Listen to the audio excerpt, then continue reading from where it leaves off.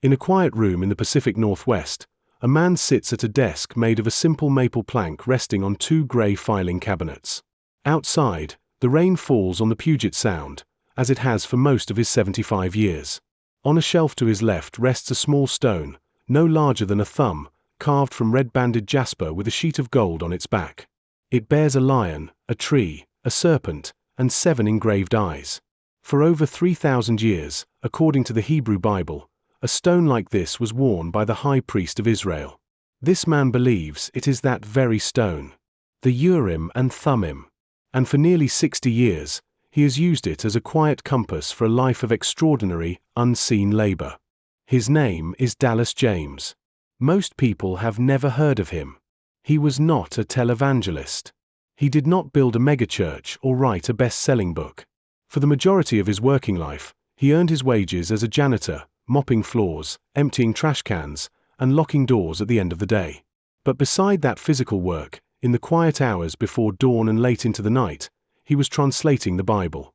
Not from modern scholarly editions, but from the King James Version, cross-referencing every phrase with the original Hebrew and Greek using specialized software. He called his work the Urim Thummim version. To date, he has published 119 books. His YouTube channel has 67 subscribers. By conventional metrics, his life is a footnote. But by the measure of devotion, endurance, and unwavering focus, it is something else entirely. Dallas was born on Christmas Day in 1950, in Sacramento, California. His mother, a Canadian immigrant, would often joke that he arrived on the very day Christ arrived. The family later moved north to the Pacific Northwest, settling in the working-class town of Edmonds, Washington.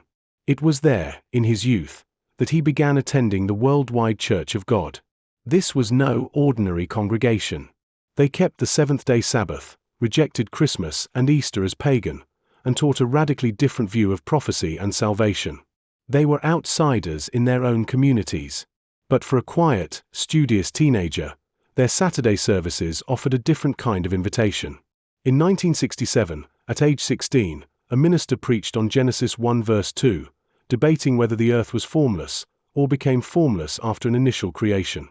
Dallas realized the answer wasn't in his English Bible. It was in the Hebrew.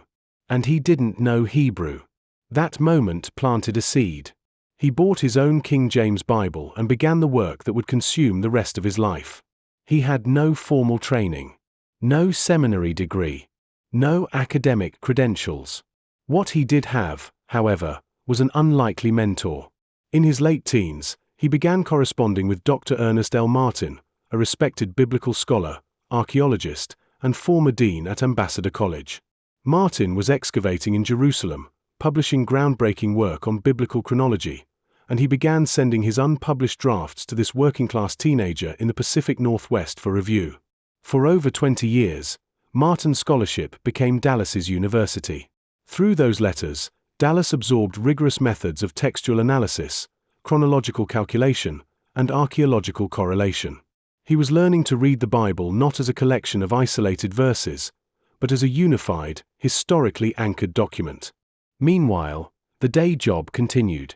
Dallas worked custodial shifts, often identifying with a single Greek word from John 10 verse 3, the doorkeeper, or porter, which his lexicons translated literally as a male janitor. He came to see his physical labor not as a distraction from his calling, but as its very fulfillment. The text said a janitor would open the door for the sheep. He was a janitor. He would open the door. The translation work happened on the side, in a spare bedroom, on a computer running specialized biblical software that placed ancient lexicons and original language texts a single cursor movement away. He translated Isaiah at least 9 times. Each pass, he said, cleared a layer. He kept every draft, every note, every essay in a single digital file he named Cat, after the animals he loved. By 1993, he had formally founded the Association for Biblical Christianity. Its charter was radical for its time. No hierarchy, no central authority, no officers.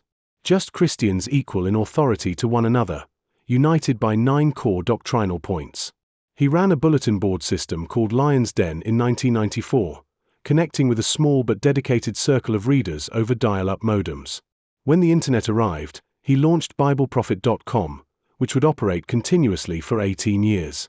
During those years, he explored the Bible codes movement, running statistical searches on ancient texts. In 1998, he published a finding that his own name appeared in encoded patterns within the Hebrew Psalms, alongside the names Melchizedek, Elijah, and Aaron. He concluded, quietly but firmly, that he was the prophesied end-time figure of Malachi 4 verse 5. He never retracted that claim. He never sought fame for it. He simply filed it away and kept working. In 2001, he published the first volume of his Urim Thummim version. It was printed on demand. A conservative Bible collector site reviewed it harshly, calling it a comedy of errors and mocking his literal renderings. Dallas read the review, said nothing, and kept translating.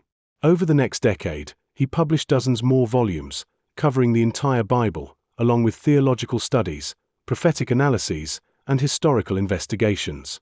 By 2014, his website went dark. The hosting costs, the shifting internet landscape, the quiet attrition of an aging audience, it all came to a head.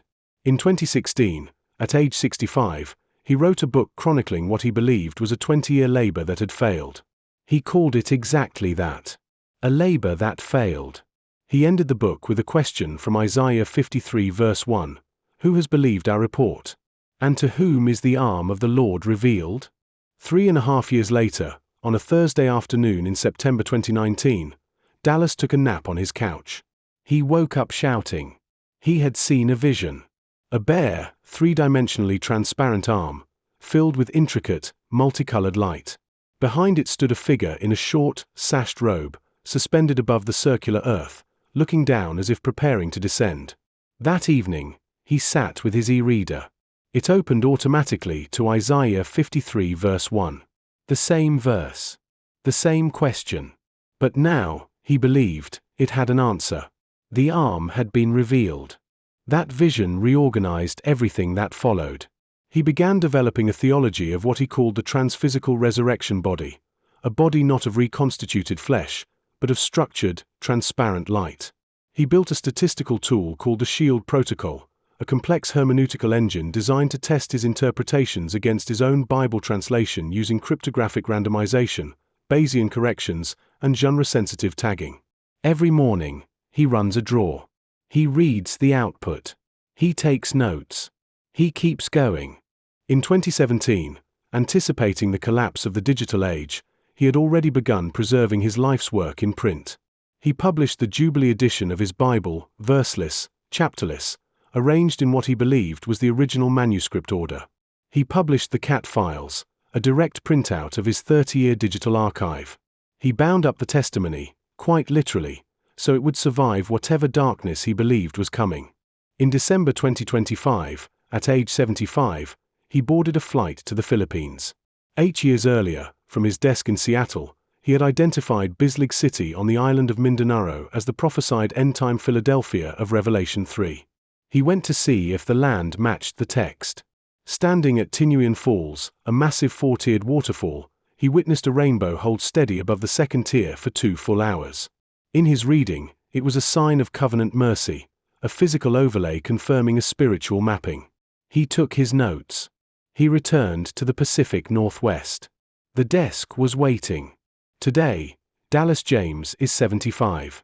The year 2027, a date he calculated in 1990 as the terminus of the current age, is close. He does not know if it will come to pass. He does not know how much longer he has. What he knows is this: there is a text. There is a stone.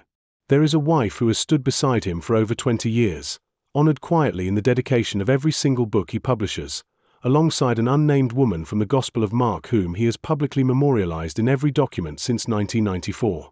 There is a small audience. There is a lifetime of work.